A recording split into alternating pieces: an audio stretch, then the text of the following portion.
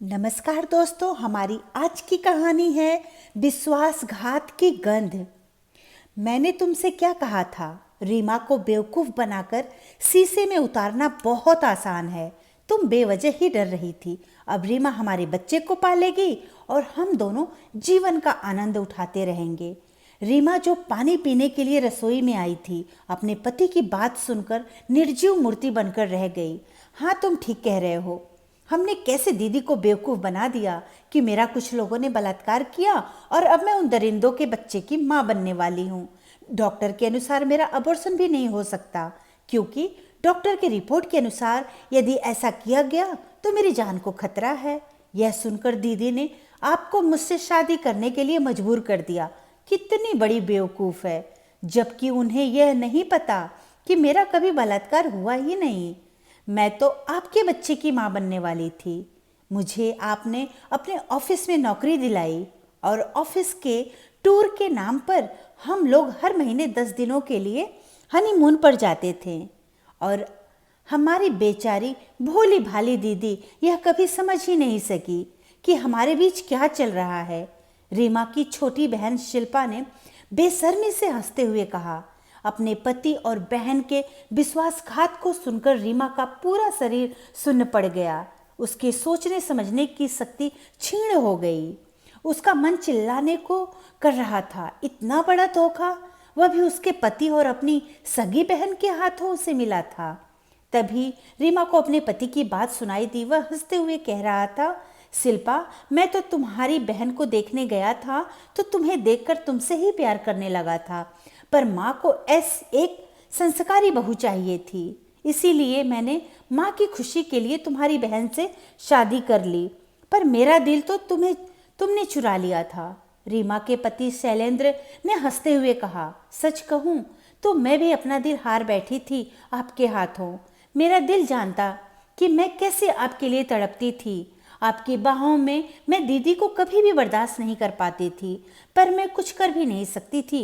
दीदी आपकी पत्नी थी, उनका तो हक था आप पर। मैं आपसे दूर जल बिन मछली की तरह तड़पती रही।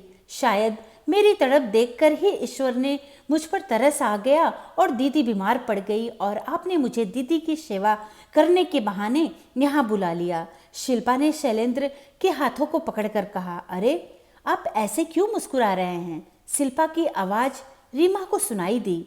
मेरी जान, मैं इसलिए मुस्कुरा रहा हूँ क्योंकि मैंने ही रीमा को ऐसी दवाइयाँ देनी शुरू कर दी थी जिससे वह धीरे धीरे कमज़ोर हो जाए, और तुम्हें पता है उन्हीं दवाइयों का बुरा असर रीमा के शरीर पर पड़ा, जिससे उसके अंदर माँ बनने की क्षमता नहीं रही। यह बात आज तक मेरे सिवा कोई नहीं जानता। शैलेंद्र ने जहरीली हंसी हंसते हुए कहा, आप तो बहुत बड़े खिलाड़ी निकले। आपने सांप भी मार दिया और लाठी भी नहीं टूटी। शिल्पा ने बेहाई से हंसते हुए कहा, तुम्हें अपना बनाने के लिए मुझे कितने पापड़ बेलने पड़े, तुम्हें क्या पता। और ये बात शैलेंद्र ने हंसते हुए शिल्पा से कहा, मैंने भी तो तुम्हें पाने के लिए अपना सर्वस्व तुम पर लुटा दिया। शिल्पा का जवाब सुनकर शैलेंद्र बोला, हाँ, तुम्हारे खूबसूरत जिस्म का तो मैं दीवाना हूँ।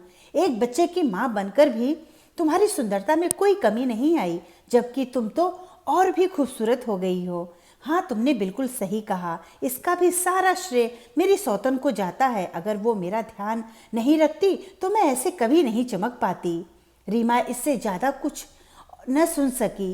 वह लड़खड़ाते कदमों से अपने कमरे की ओर चली गई। आज उसके सपनों का खूबसूरत घर रेत के घरौंदे की तरह ढह गया।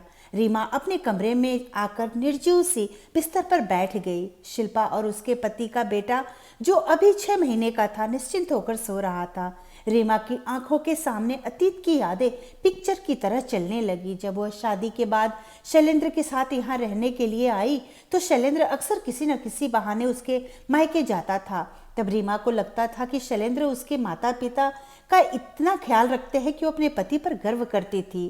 पर आज रीमा को पता चला कि वह एक छलावा था जिसे रीमा ने अपने भोलेपन में पहचान नहीं सकी। फिर कुछ दिनों बाद ही रीमा की तबीयत बिगड़ने लगी। तब उसके पति ने उसकी बीमारी का फायदा उठाकर शिल्पा को अपने घर में बुला लिया। रीमा ने अपनी बहन पर कभी शक नहीं किया, क्योंकि वो अपनी बहन और पति पर आंख मूंद कर विश्वास करती थी। उसे बहुत अच्छी तरह से याद है जब उसकी पड़ोस में रहने वाली एक पड़ोसन ने एक बार कहा था, रीमा तुमने अपने पति और बहन को बहुत छूट दे रखी है, कहीं ऐसा ना हो कि तुम्हारी बहन ही तुम्हारा घर उजाड़ दे। तब रीमा ने बहुत आत्मविश्वास के साथ अपनी पड़ोसन को जवाब दिया था, नहीं दीदी, मुझे अपने पति पर पूरा विश्वास है, वह मुझे बहुत प्यार करते हैं।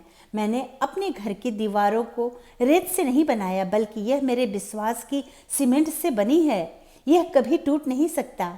यह रेत का घरौंदा नहीं, मेरे प्यार और विश्वास का मजबूत घर है।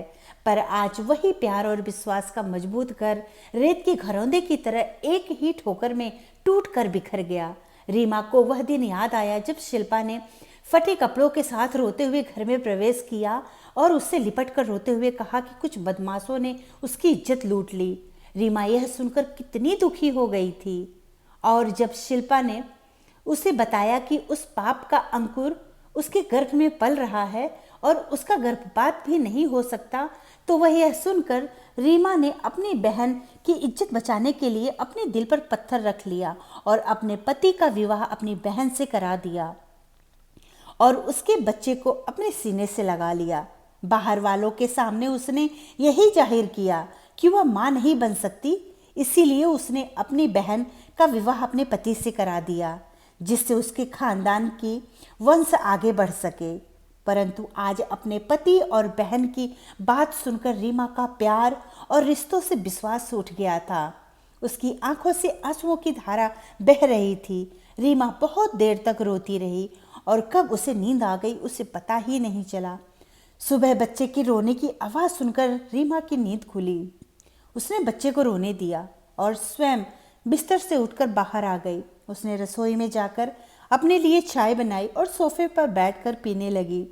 बच्चे के रोने की आवाज़ सुनकर शिल्पा और शैलेंद्र भी बाहर आ गए। उन्होंने रीमा को चाय पीते हुए देखा तो उसकी बहन शिल्पा ने गुस्से में कहा, दीदी मुन्ना रो रहा है और आप यहाँ चाय पी रही हैं। रीमा ने बिना देखे ही शिल्पा को जवाब दिया, मैं तुम्हारे बच्चे की आया नहीं हूँ जो तुम मुझ पर हुक्म चला रही हो। तुम्हारा बच्चा है, तुम देखो। अपनी दीदी की बात सुनकर शिल्पा सकपका गई और शैलेंद्र की तरफ देखने लगी।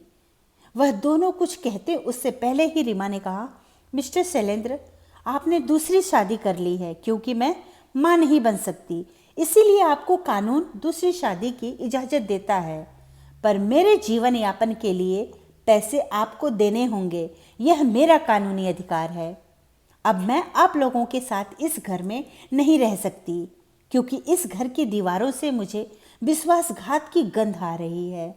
जिस बहन को मैंने अपने से ज़्यादा मान दिया उसी ने मेरे जीवन में जहर घोल दिया। मैं आज और अभी यह घर छोड़कर जा रही हूँ। वैसे तो समझ में आ ही गया होगा कि मैंने यह फैसला क्यों लिया है। तुम दोनों ने मेरी शराफत को मेरी कमजोरी समझने की भूल कर ली। मैं बेवकूफ़ नहीं हूँ। मैंने हमेशा से हर रिश्ते को दिल से निभाया है, दिमाग से नहीं। अब आज मैं भी रिश्तों को दिमाग से निभाऊंगी।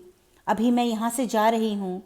मैंने जो तुमसे कहा है उसे कर देना, वरना मुझे अदालत का दरवाज़ा खटखटाना पड़ेगा।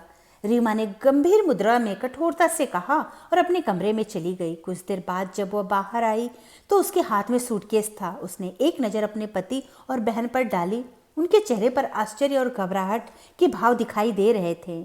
उनके चेहरे की घबराहट देखकर रीमा के चेहरे पर स्वाभिमान की चमक दिखाई दी। उसने बड़े आत्मविश्वास के साथ फरेबी पति के घर की दहलीज के बाहर अपने कदम बढ़ा दिए। वह चाहती तो चुपचाप उस घर से चली जाती, लेकिन वह बुज़दिली के साथ नहीं बल्कि आत्मसम्मान के साथ जीना चाहती थी। धन्यवाद दोस्तों। कहानी अच्छी लगी तो लाइक और सब्सक्राइब जरूर करें और दोस्तों को शेयर भी जरूर करें।